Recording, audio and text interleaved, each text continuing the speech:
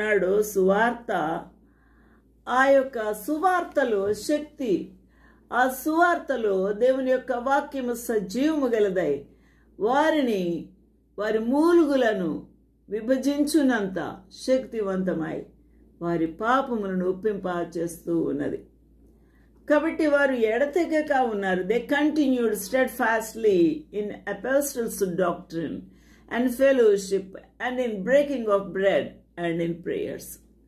ఆ విధంగా ప్రతి వానికిని భయము కలిగింది.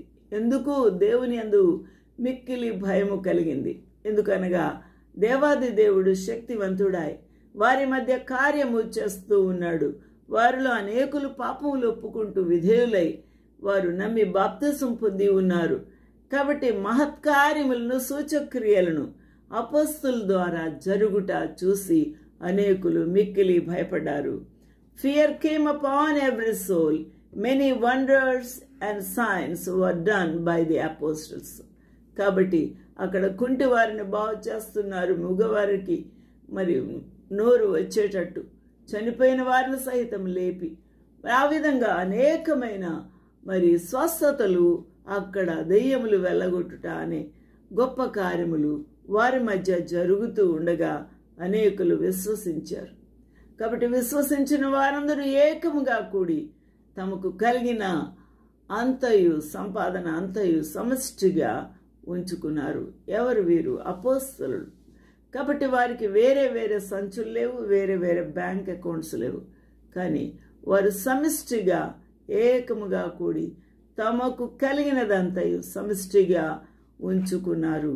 దేవునికి మహిమ కలుగునుగాక. మరియు వారు కూడా చరాస్థిర ఆస్తులు కలిగిన వారే.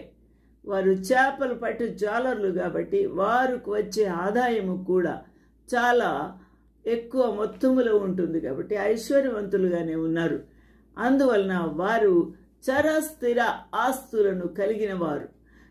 అట్టివారు దేవుని యొక్క సన్నిధికి, వారి యొక్క సహవాసము వద్దకు వారి యొక్క ఆస్తులను అమ్మి అందరికీ వారి వారి లెక్క అక్కర కొలది పంచి పెట్టారు. దేవునికి మహిమ కలుగునుగాక. అక్కరలో తోడ్పాటు అందిస్తూ ఉన్నారు.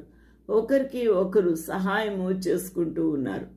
ఈ విధంగా దేవుని కొరకు స్థిరాస్తులను, చరాస్తులను అమ్మి దానము చేయుట, ఖర్చు పెట్టుట అనేది జరిగింది. దేవునికి మహిమ కలుగునుగాక.